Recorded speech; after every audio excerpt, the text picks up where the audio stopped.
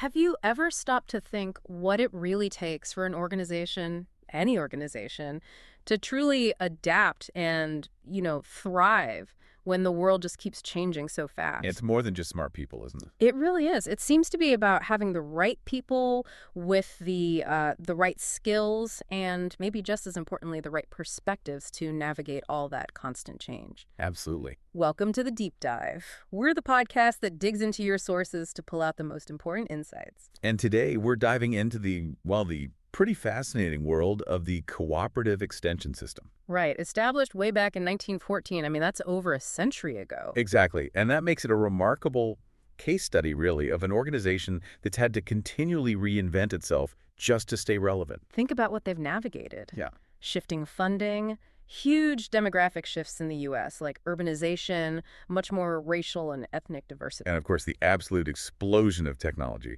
It's a lot. So our mission today for this deep dive is to really unpack some crucial research. Research that sheds light on what the leaders on the ground, the extension administrators, what they actually need from their employees to handle these big shifts. Mm-hmm. We'll explore this idea of the workforce development pipeline, how well it's working, or maybe not working, to meet these needs. And what that might mean, not just for extension, but maybe for, any organization you listening might be part of or interested in. So let's start with that concept, the workforce pipeline. It's a useful analogy, I think. Yeah, it helps visualize how talent moves, right? From, say, schools into the actual workplace. It does. Think of this workforce development system as like a pipeline.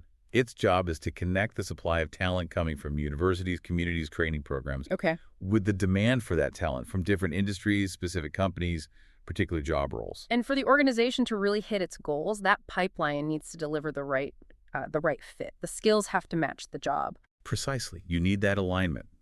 When employee competencies match what the organization needs, the pipeline is working well. It's supporting the mission. Got it. And this study we're looking at focuses on a critical piece of that pipeline for extension. Right. A specific system, but with, I think, pretty broad relevance. So before this new research came along, what did we already kind of know or think we knew about the skills extension folks needed? Was that understanding complete? Well, there were definitely earlier studies. They tried to map out the core competencies for successful extension professionals, the people actually delivering programs, on the ground. Okay. Our source material actually pulls together 4 key studies, the earliest from 2004. And they did find common ground skills like leadership, program development, implementation. Mm-hmm. That stuff came up consistently. Makes sense. But I imagine over, nearly 20 years, things changed. Did those frameworks keep up? What about technology or the increasing diversity we mentioned? They tried. You do see in some of the later studies, like around 2006, 2010, more emphasis starts appearing on things like technology and diversity or cultural competency.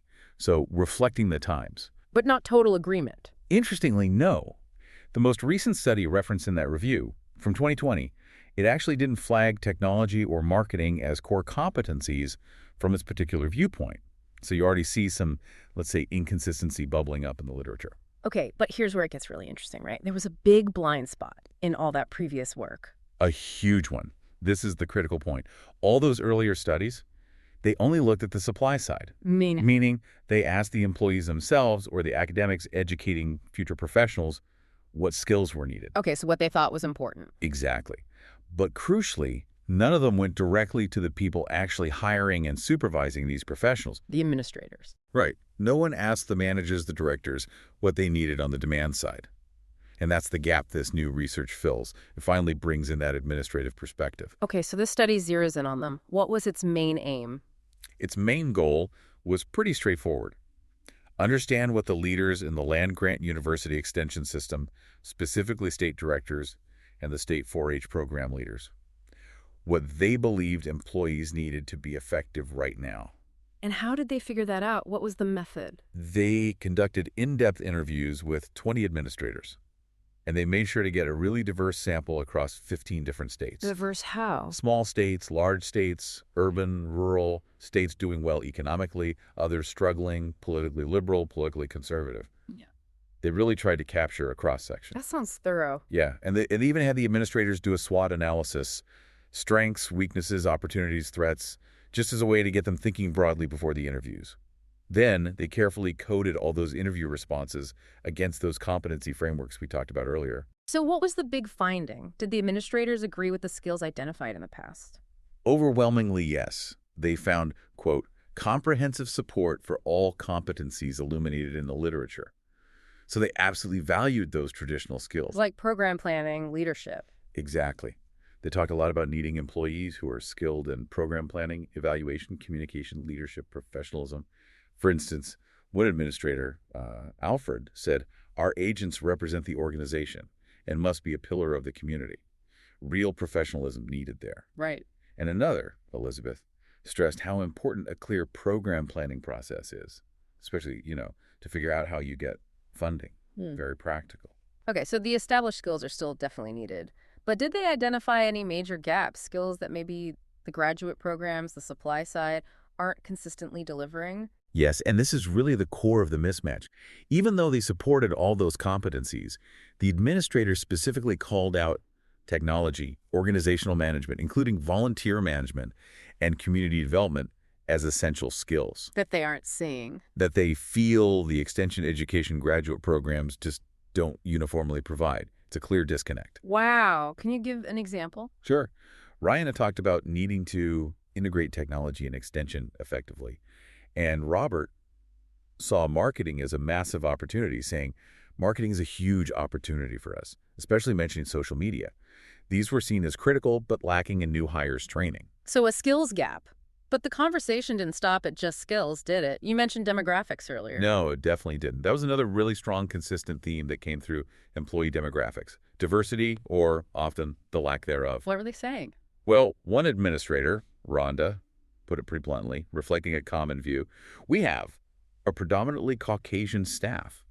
There was a widespread recognition that this is the reality. And did they see that as a problem? Yes, very much so. A critical problem. There was a clear sense that the staff demographics need to better reflect the diverse populations within their states. So it's about representation. It's about representation, yes, but also effectiveness.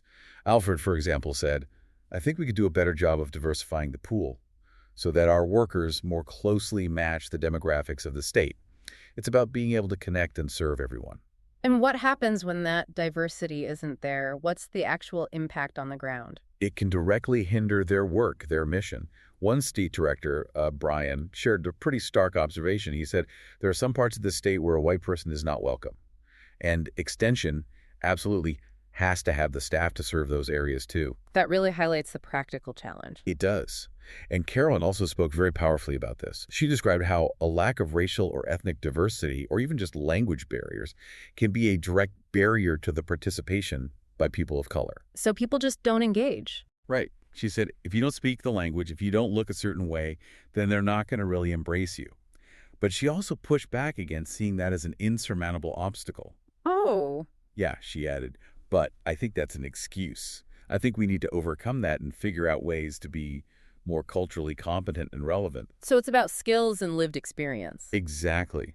The administrators valued learned skills, like speaking Spanish for sure, cultural sensitivity training, but they also recognized that people from different backgrounds, different races, ethnicities, maybe growing up in a city versus rural area, they bring this invaluable cultural capital. What does that do for the organization? It helps build trust, improves what they call gatekeeper status in communities, fosters genuine connections. It makes the outreach more effective. So what's the bottom line here? What's the challenge they're up against?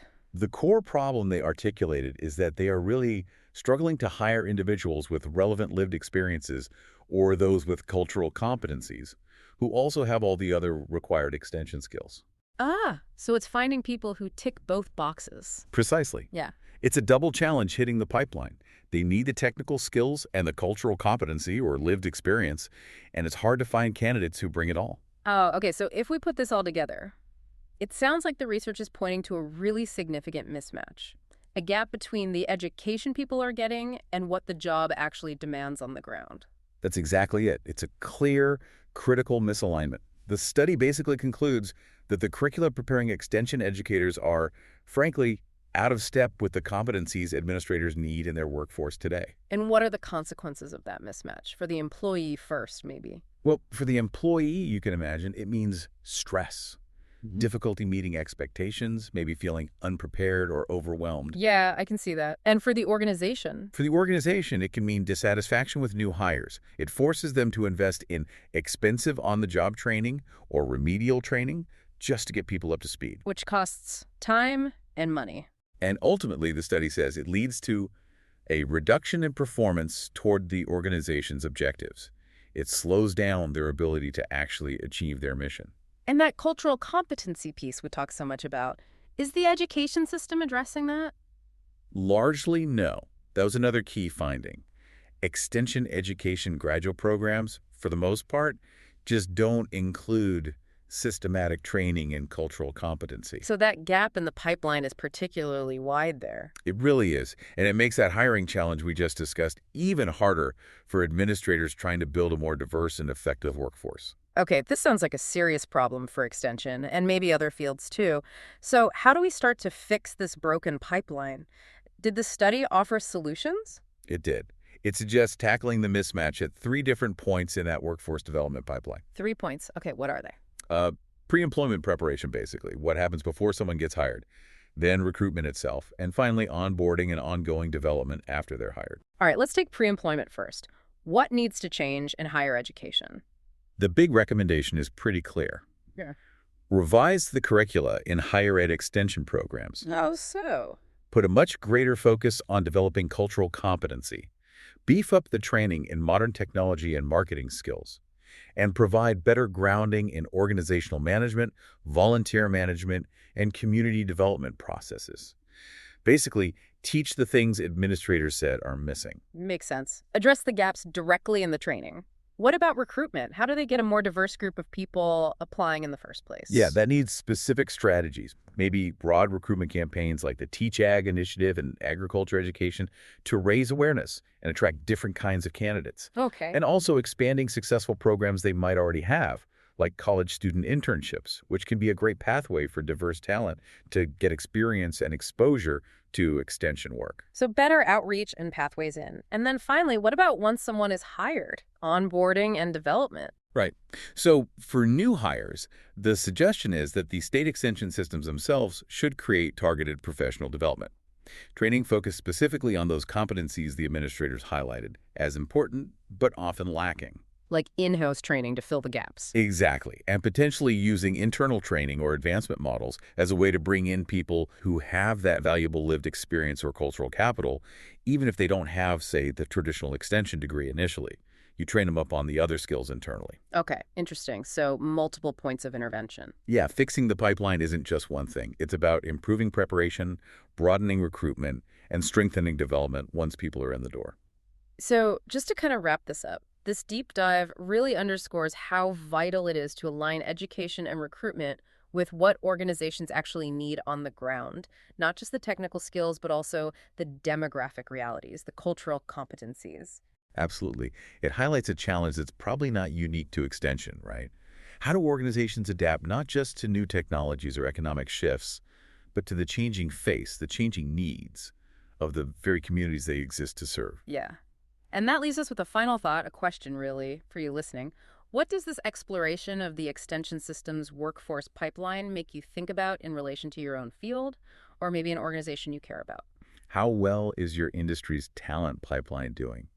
Is it preparing the future workforce with not just the technical know-how, but also the cultural skills, the diverse perspectives needed for today's world? What stands out to you about how your organization or your field attracts, prepares, and supports its people to meet these complex challenges? It's something worth thinking about. We encourage you to continue your own deep dive into these really crucial questions of workforce development and how organizations can truly adapt and thrive.